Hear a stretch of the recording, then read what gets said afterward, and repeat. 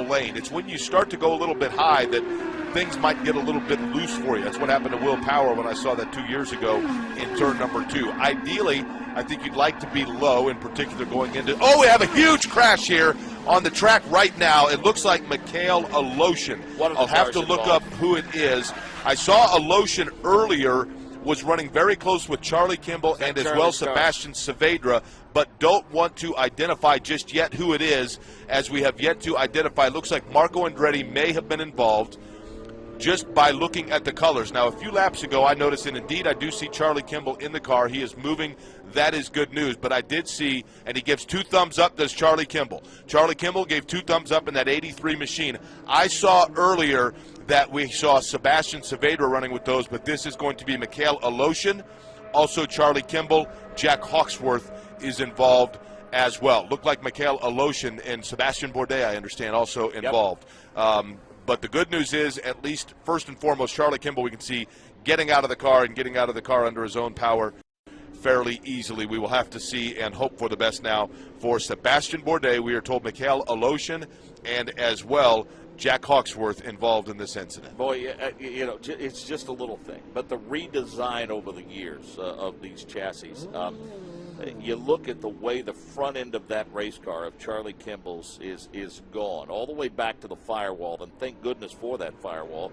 We see Marco Andretti, he's out on the course. The safety vehicle is going by to pick up Marco Andretti. So we're happy to report that Charlie Kimball and Michael Andretti both got out of their cars. They appear to be okay. They're walking to the safety vehicles under their own power.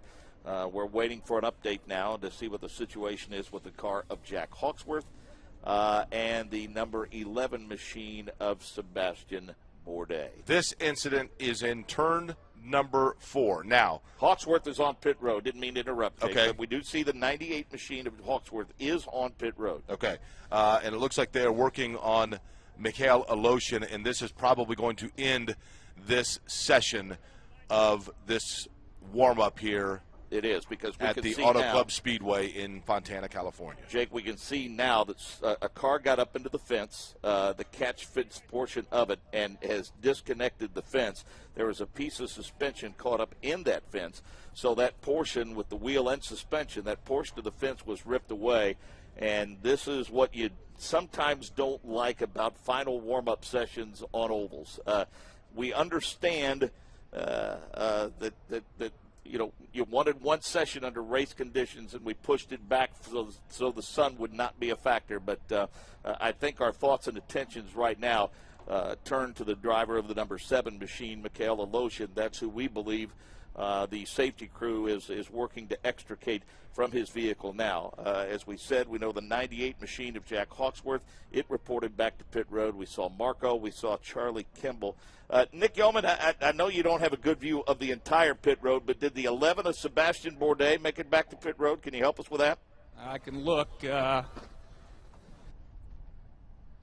So while Nick Yeoman heads down pit road, takes a look at that, Jake Query, we can tell you that Ryan Briscoe was P1 after this session. Scott Dixon had a spin earlier. He was parked on pit road, but he managed to turn in the second fastest lap.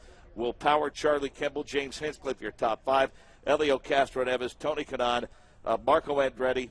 The 11 of Sebastian Bourdais is back on pit lane. No communication from Mikhail Aleshin, according to those in his pit, so we can tell you Bourdais made it back to pit road. The other car involved, Hawksworth, made it back to pit road.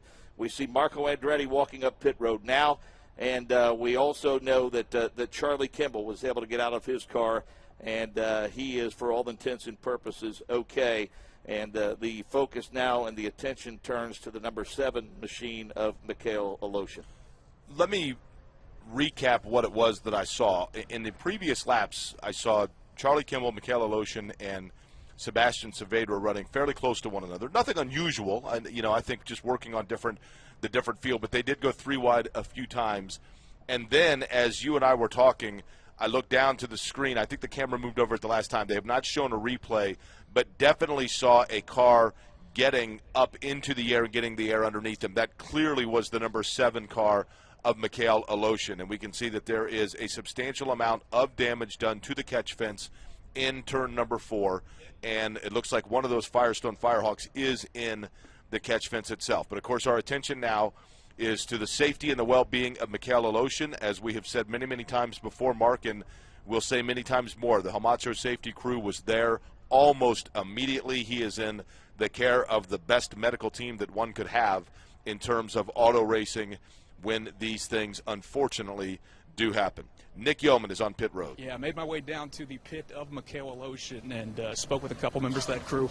They have not gotten a word yet from IndyCar, and as well they have not heard from their driver, Mikhail Aleshin. Certainly, as we talked about, the intentions right now are to extricate him out of that race car, but the team standing down here and pretty nervous, Mark, because they have not heard from IndyCar or that driver. Tell you what, Jake, rather than to continue to tap dance, if you will, and speculate, let's go ahead and set the starting grid, at least the front row for tomorrow's race. Of course, this is going to change depending on the condition of some pretty torn-up race cars.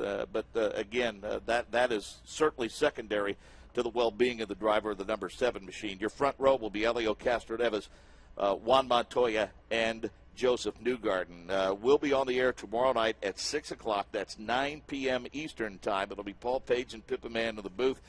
Yours truly, Jake Query, will be out on the course. And we'll have Nick Yeoman, Dave First, and Michael Young on pit road. Of course, you can follow the IndyCar series on Twitter. Of course, IndyCar Radio on Twitter.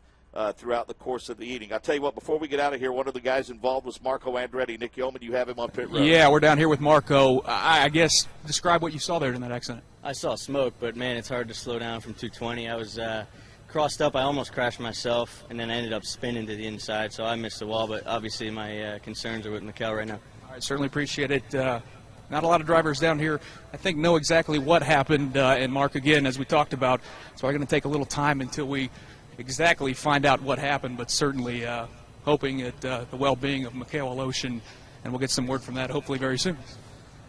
Safety officials are working to repair a section of the fence that was dislodged about the apex of turn number 4. That's one of the many reasons why this session was ended early. They're still working over the number 83 machine of Charlie Kimball. Again, happy to report Charlie is okay. Marco Andretti's car suffered heavy damage. We just heard from him. He is okay. Jack Hawksworth, Sebastian Bourdais, they were able to get back to pit road, but the safety crew continues to work on the number 7 machine of Mikhail Aleshin. He has not yet been extricated from that car. Again, follow IndyCar on Twitter. Follow IndyCar Radio on Twitter. And they will continue to update you on the condition of Mikhail Aleshin. Sorry to end on such a somber note, but again, our thoughts and prayers are with the driver of the number 7 machine. We hope for the best news a little bit later on this evening as soon as we get it from IndyCar. That's going to do it from Auto Club Speedway in Fontana. I want to thank Chris Pollock, our Indianapolis studio producer. Our on-site engineer is Rick Evans. The director of the Indianapolis Motor Speedway Radio Network is Wally Levitt. For Nick Yeoman and Jake Query, I'm Mark James. So long for now from Fontana, California.